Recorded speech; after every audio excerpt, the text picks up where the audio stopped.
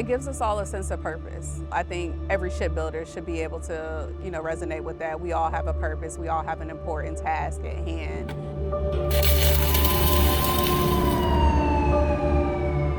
What we do here matters. You have to care about what we do.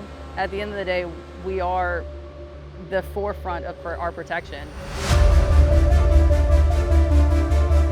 Everyone's job here is important because of what we deliver, whether it's aircraft carriers or submarines. The Navy's in dire need for not only our ships, but more ships. So the more we can provide and the better work that we can do, we're supporting our country, our Navy, and the people that sail with them. We live in a world where you never know what could happen, and I think it's important that we remember at the end of the day, like, it's the Navy's lives that's in our hands.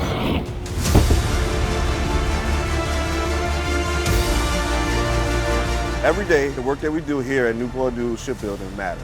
It's vital to be always on because our nation depends on us.